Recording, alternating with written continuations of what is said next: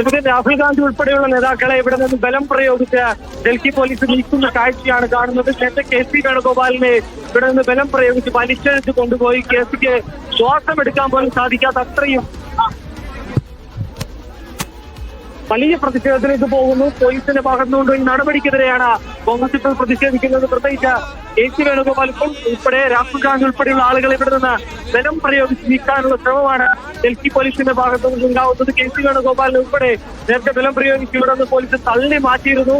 ഇപ്പോൾ മുൻനിരയിലുള്ളത് രാഹുൽ ഗാന്ധി, പ്രിയങ്ക ഗാന്ധി ഉൾപ്പെടെയുള്ള നേതാക്കളാണ്. മല്ലികാർജ്ജുൻ ഖാർഗെയുണ്ട്. അക്കൂട്ടത്തിൽ ഇവരെല്ലാവരെയും കസ്റ്റഡിയിലെടുത്ത് വലിച്ചെടുത്ത് ബലം പ്രയോഗിച്ച കസ്റ്റഡിയിലെടുത്ത് ബസ്സിൽ കൊണ്ടുപോകാനായിട്ടുള്ള നീക്കമാണ് ഇപ്പോൾ തുടരുന്നത്. നേരത്തെ റാപ്പിഡ് ബോസ് ഉൾപ്പെടെ ഇവിടെ എത്തിയിരുന്നു.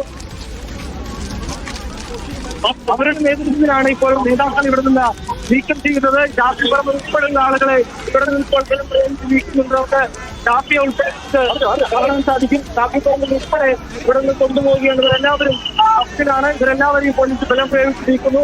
മാധ്യമപ്രവർത്തകരെ ഉൾപ്പെടെ തള്ളി നീക്കുകയാണ്. വലിയ പ്രതിഷേധം ഇത് ഉയർന്നു.